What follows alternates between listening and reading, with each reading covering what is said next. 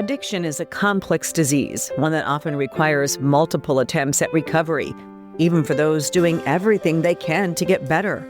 But in the midst of the struggle, a critical question remains. How do people stay alive long enough to find help? That question has become even more urgent as the drug supply grows more dangerous. Just a tiny amount of fentanyl can be deadly, making every use a potential overdose. And even when someone is ready for treatment, the system doesn't always meet them there. In many cases, it can take weeks or even months for a treatment bed to open up, leaving people in limbo at their most vulnerable moments. I remember when I had my bed date, there was 9 days in between my bed date, the day I got it, and my actual bed date. And I was begging my friends, please just keep me alive until I can get to treatment and change my life. And because you knew you couldn't stop using between. I've tried so many times to stop, and you can't do it. In this episode of Grieving Out Loud, I'm so grateful to Morgan Mentele for sitting down with me and opening her heart. It's not easy to talk about addiction, especially when it's something as serious as fentanyl. But Morgan does it with such honesty and strength. She shares how she ended up on a path she never expected, how recovery finally became possible, and why she and so many of her friends wouldn't be alive today without free Naloxone from Emily's Hope. This is one of those conversations that sticks with you. If Emily's Hope Naloxone wasn't available, how many people would have died in this group of people that you know? Every single one of us. How many? At least 35.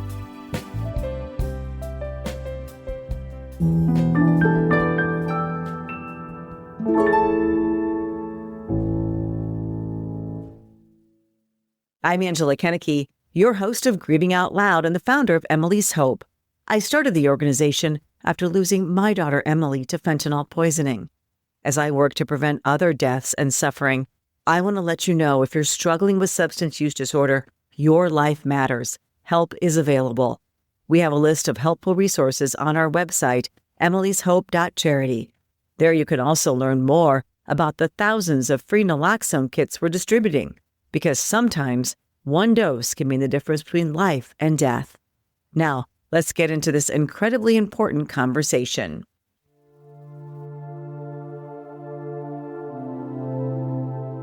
At just 29 years old, Morgan Mentele has faced more heartbreak than many people suffer in a lifetime.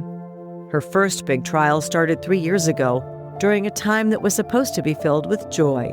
She had a newborn in her arms and a 2-year-old by her side, but instead, her life began to unravel.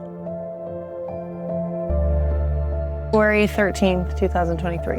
You know the date? Yeah, absolutely. What happened? I filed for divorce, and I was in a really abusive marriage, and when I had the courage to leave that, I just was approached, and he was like, hey, I know you're really sad, and I have something that will make you feel better. And it was fentanyl, and the very first time I tried it, I was hooked the first time. Really? Yeah. Can you explain that to someone like me that doesn't get it? I didn't get it either. It was just like a feeling that I never felt before, and it started off as just getting high to have fun, and eventually it turned into getting high to just be well. I couldn't function without it. Within a week, the first time I got sick was 7 days after I had tried it the first time. And I didn't have it, and I thought, I'm just having fun. I didn't realize what was coming. And the sickness was horrible. My feet were burning, my fingers were burning. I was incredibly angry.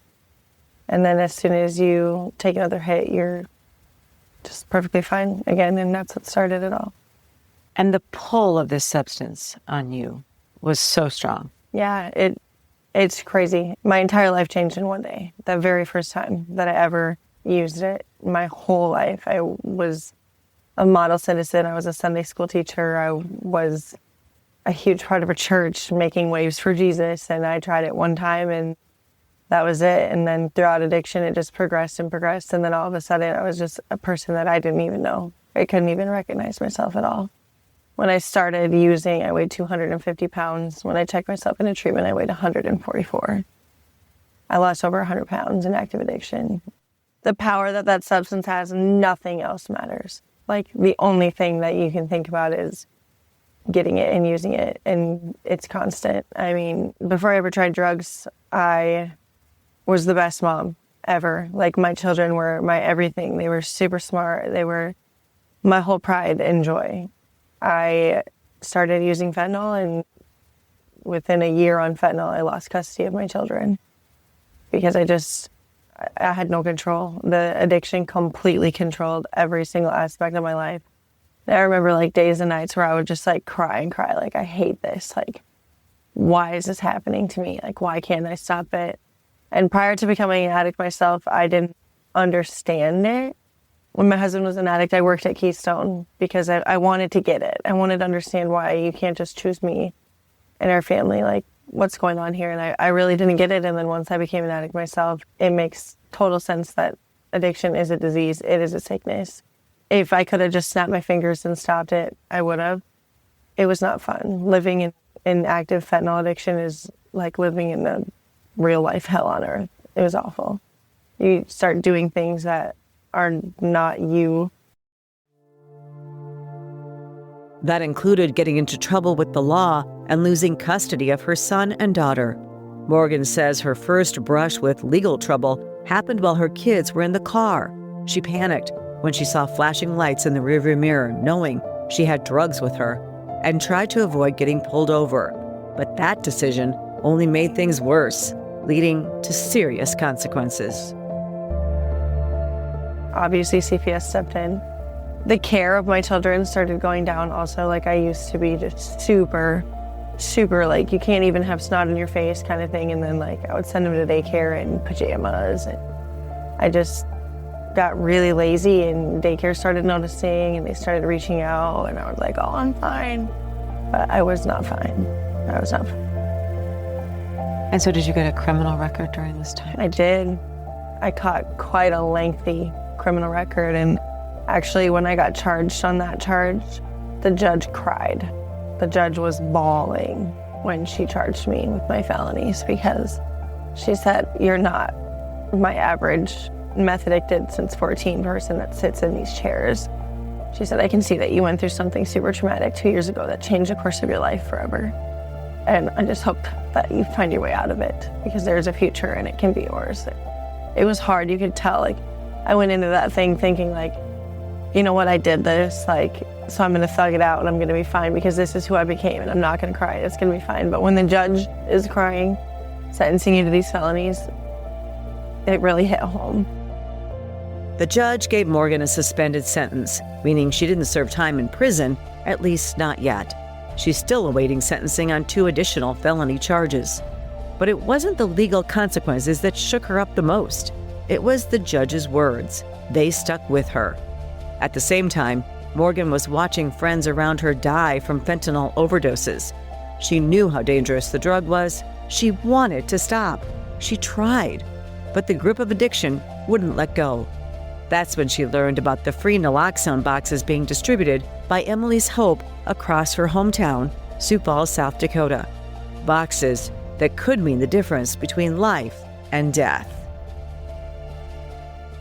My drug of choice is really strong. It's like crazy strong. It's deadly. It can be deadly. And it's not like we're doing it on purpose. I've had people ask before, like, do you just do it because you know Narcan is available? And that's not it at all. Like, that's not it. But I'm grateful that Narcan is available because every single person in my friend group would be dead right now. Every single one of us has experienced an overdose. If Emily's Hope Naloxone wasn't available, how many people would have died in this group of people that you know? Every single one of us. How many? At least 35. 35. Mm-hmm. I was asking some of my friends the numbers, and we counted like 255 doses of Narcan. I had overdosed myself 9 different times before I got clean. And I remember when I had my bed date, there was 9 days in between my bed date, the day I got it, and my actual bed date. And I was begging my friends, please just keep me alive until I can get to treatment and change my life. And because you knew you couldn't stop using between... I've tried so many times to stop, and it just, you can't do it. It just overpowers your whole brain. It's like I didn't even think anymore. My addiction thought for me. It took control It of was your life. awful, yes. In every aspect, it took control of my life. So 9 times naloxone Mm-hmm. has been used on you by friends or people around and brought you back to life. Yes. You literally have 9 lives. I know. I keep telling people I'm like a cat. I'm on my 9th life. I can't mess it up now.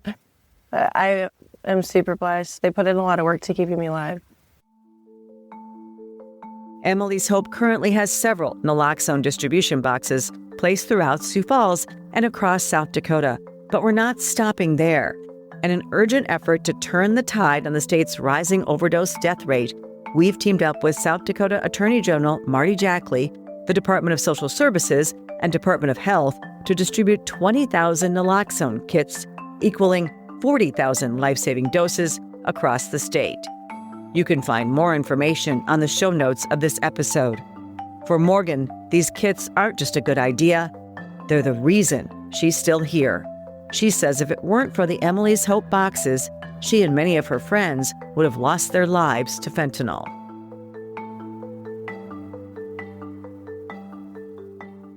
35 people that I know. I mean, and I know there's more because, I mean, I call my friends the crew. Like, those are just my close friends. So I know that there's more than that, but every single one of us has been brought back with Narcan. There's at least 35 people in this city that has been brought back, and it continues to happen every day. Just yesterday, 2 people's lives got saved with 6 different Narcan administrations. It's a huge deal. It's happening all the time.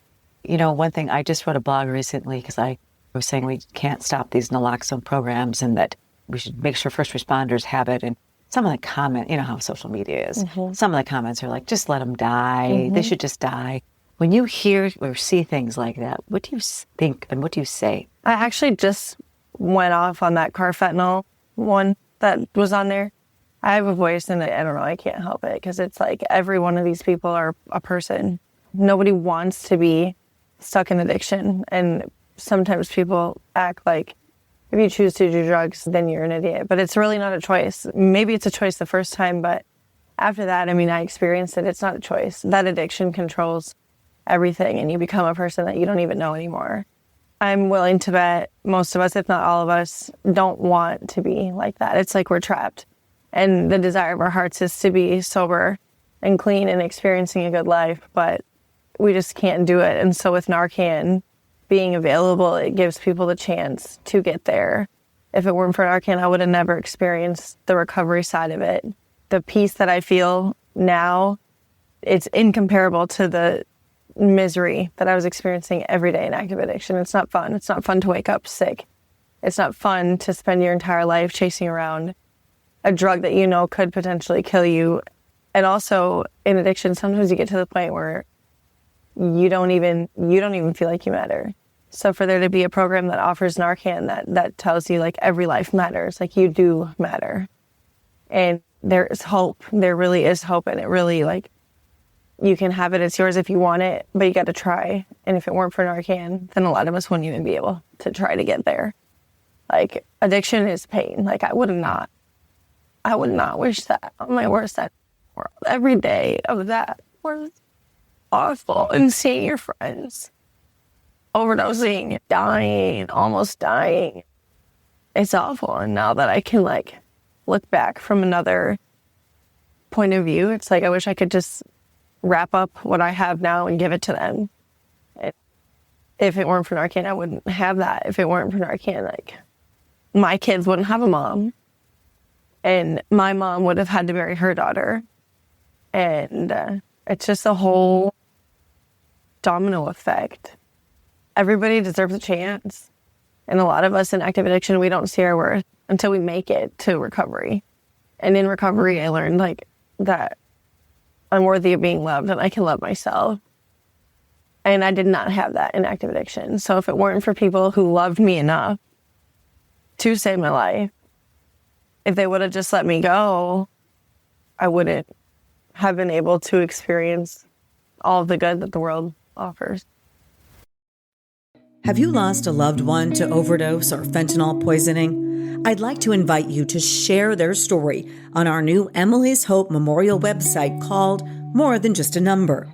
They were our children, siblings, cousins, husbands, wives, aunts, uncles, and friends. So much more than just a number. You can submit a memorial today on morethanjustanumber.org. And you've lost friends to overdose or fentanyl poison. Yeah, I have. In November, one of my best friends I've ever had died to an overdose. It was too late to bring her back. So using by yourself is a huge thing that you shouldn't do, or there should be someone to watch, even if you're with someone else. If there would have been someone else to watch, then she probably wouldn't have died. But her death really opened my eyes to a lot of things. After she had passed away in November, I don't know, I just kept thinking, like, laugh for me until I can laugh again. Laugh for me until I can laugh again. And now I feel like it's like my whole message to my crew is like, I'm laughing for you until you can laugh again, because I would like to see everybody come out of it. The death of one of your close friends is detrimental. It's huge. 3 of my really close, really good friends died within 3 months of each other. 1 in November, 1 in February, 1 in March. Like, thinking back, it could have been every one of us. And I'm just grateful that it wasn't. I wish that we could have saved them. Those losses sent Morgan spiraling into deep grief, but they also became a turning point. She says losing her friends was heartbreaking, but it was also the wake-up call she needed to seek treatment and fight for her recovery. When the 3rd one of my friends died on my daughter's birthday,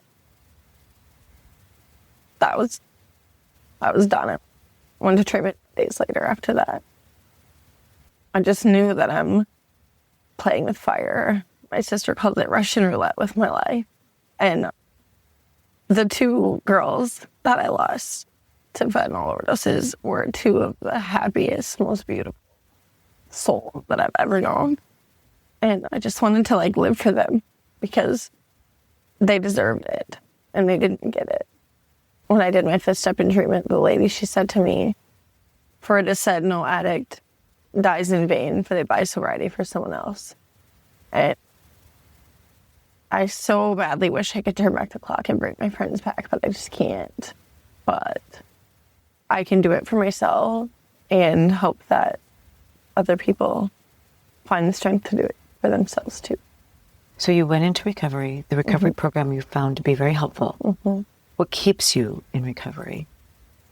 So in the beginning, it was pretty easy, obviously, because I was in a treatment center. Controlled environment, yes. So that was, it made it a little bit easier.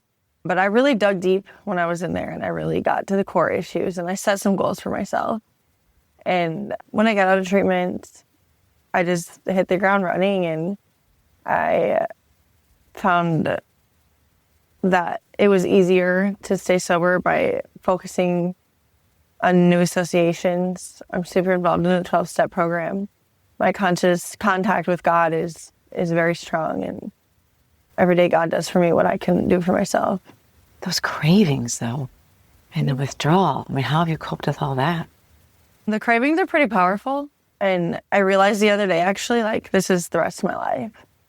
This is how I'm going to have to spend the rest of my life. I'm either going to keep fighting through it or I'm going to go backwards. But in those moments, honestly, I remember, I just think about the friends that I've lost and the friends that are still in active addiction.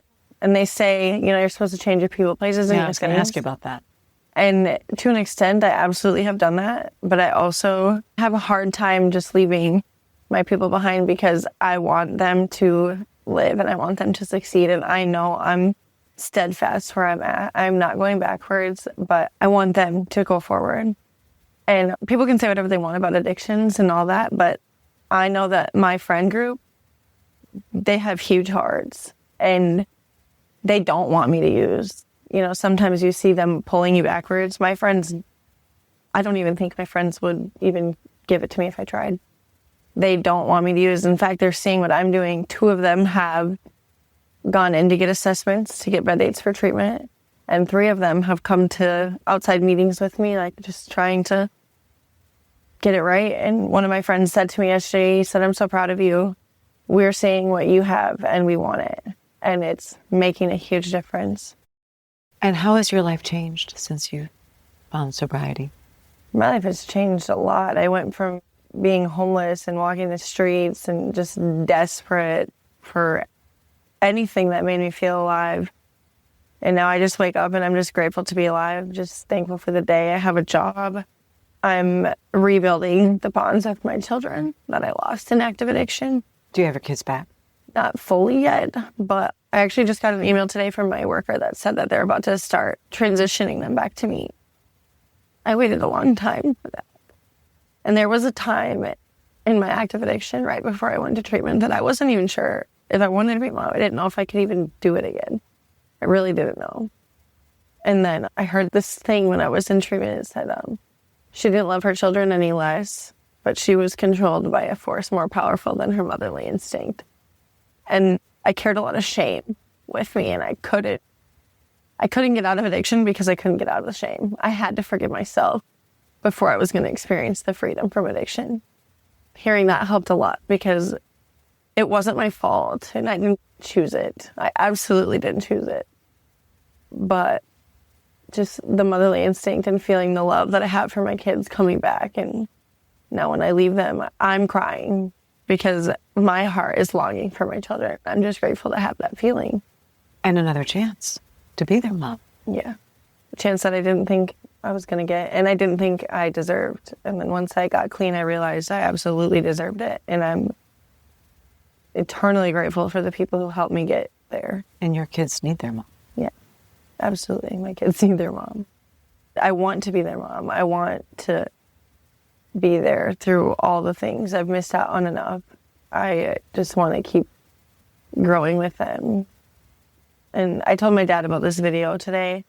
And my dad was like, well, aren't you scared that your kids are going to see it someday? Or your future husband or an employer? And I said, I'm not ashamed of my addiction. I'm just grateful to be alive. I want my children to know where they came from.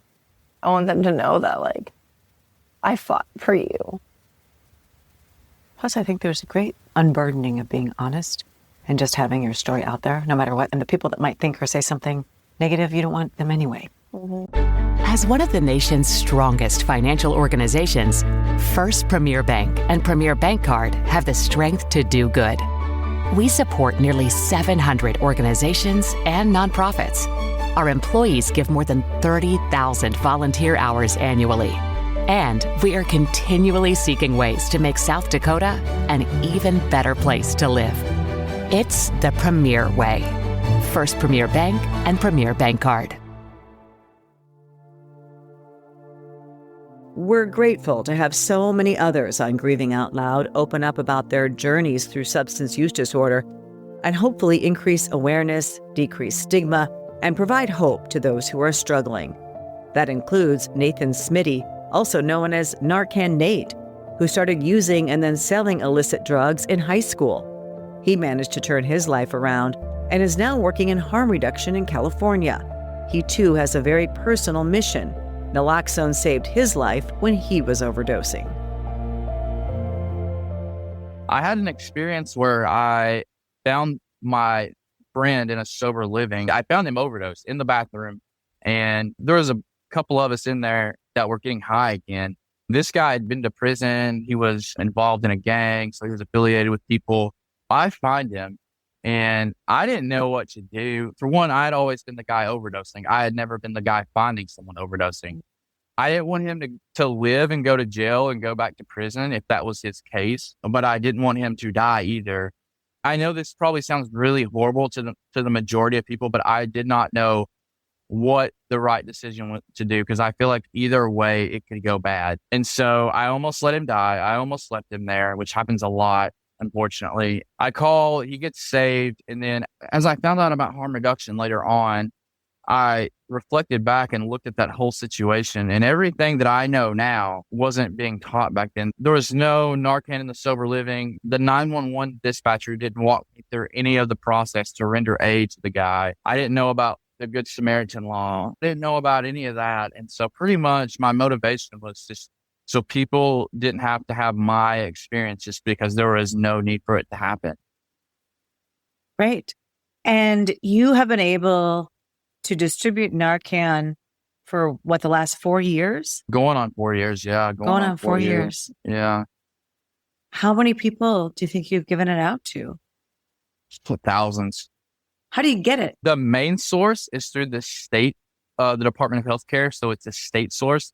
But I have people that get it and it will expire and they'll give it to me and it's still good. So I just recycle it and that's how I get it. Or I'll know people and they get bulk quantities of it and they'll mail it to me. How do you distribute it? How do you pass it out? Either people contact us and they schedule trainings, or I'll make announcements on social media like, hey, I'm going to do a Zoom training and then you can come pick up the Narcan. Or I just do street outreach, just go out into the streets. Have you heard of it saving lives? Does it come back to you? Lives have been saved. Oh, absolutely. Absolutely. How many do you think? I want to say in the last yearish, probably 450 plus. Probably 450 450 lives. Yeah. Wow. That is incredible. You're like an angel out there saving lives. No. You're not an angel. No, I don't think I'm an angel. I just think I'm someone who's just very motivated, very passionate about this. Since we talked with Narcan Nate 2.5 years ago, a lot has changed. Naloxone is now available over the counter. That's a huge step forward. But there's still a catch. The price can be a big barrier for many people. That's why people like Nate and all of us at Emily's Hope are working hard to make sure Naloxone is truly accessible, especially for those who need it most. Because saving a life shouldn't come down to whether or not someone can afford it. I personally think everybody should have Narcan. I think Narcan should be in all public places. I think you should be able to access it at any time. That's what we're trying to do. Yeah. And you never know when you're going to need it. I know a person who, a random runner, had some Narcan on them and saved his life. And it's so powerful because you're not just bringing back an addict who's having fun. First of all, they're not having fun. And second of all, you're giving somebody a shot at recovery. And sometimes addicts that find their way to recovery and find their way out of the darkness change the world. You help make them not a statistic to the negative side, but of the positive side of the 2% of opiate users that find recovery. It's possible. And I think with Narcan and the chances that it offers, we could probably make that number even higher. Well, and so many young people dying. I mean, I think it's just the collateral damage of one death. You know, that's what I always talk about. It's just not that person. It affects everybody around them. We're trying to end that damage, you know, and give people a chance. Mm-hmm. And that's what happened to me when my best friend passed away. At first, I was like, well, I'm going to get sober for you. And then 1 month went by and I lost my mind. I was completely out of control. And it was her death that sent me into this spiral. It kind of sent all of us into this spiral. And that's where you see the overdose numbers in South Dakota, especially here, really, really rising, because when one of your friends dies, it's like earth-shattering because it changes the whole dynamic of it all. One missing piece of the puzzle, you can't put the puzzle back together the right way. And I felt that with her very, very strongly, but I wasn't capable yet. I don't know how to grieve. And in recovery, that's one of the hardest things for me is to grieve. Well, most addiction is actually rooted in grief or trauma. Mm-hmm. Grief and trauma. Mm-hmm. That's why at Emily's Hope, we're committed to raising awareness about substance use disorder and the opioid epidemic. If you'd like to be part of the solution, just head to the show notes. We've included a link to our Emily's Hope website where you can learn more and get involved. While you're there, we'd be so grateful if you take a moment to rate and review this episode. Share it with your friends and family. Together, we can save lives and bring hope to those who need it the most. And as somebody who's been in the depths, been saved by the Emily's Hope program myself, saved my friends, I could never be more grateful for. I could never pay it back. I can't. And in losing Emily and in losing one life, we couldn't save hers, but there's countless lives that are being saved every single day. And I just hope that it helps you to know what a difference you're making, because I lost one of my friends. I lost 2, I lost 3, I don't want to lose anymore. And you are making it possible every day. And I just need you to know your boxes are being emptied because they're being used to give people other chances to be a mom, to be a friend, to be a daughter. I just really appreciate it. If I could save all my friends' lives, I would do it. But I can't. But I can spread the word. I can spread the message, and I can show them that recovery is possible. But without Emily's hope, it would not have been. My life would have ended. And every day I'm grateful I did it. We want to thank Morgan for opening her heart and sharing her story. She is providing hope and healing to others. Join us again next week for a new episode of Grieving Out Loud. Until then, wishing you faith, hope, and courage.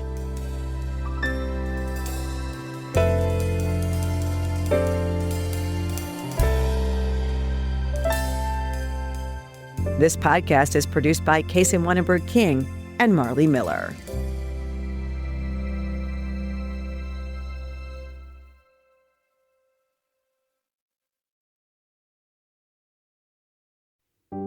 Are you ready to protect the next generation from the dangers of substance use? Emily's Hope has created a comprehensive K-12 substance use prevention curriculum designed to educate, empower, and equip students with the tools they need to make healthy choices. Our age-appropriate lessons start in kindergarten and build through high school, using science, real stories, and interactive learning to help kids understand their bodies, brains, and risk of drug use. We're already reaching thousands of students across multiple states, and we're just getting started. Visit emilyshopeedu.org to learn more and share our curriculum with your school administrators and counselors. At Emily's Hope, we believe prevention begins with education. Let's work together to keep our kids safe.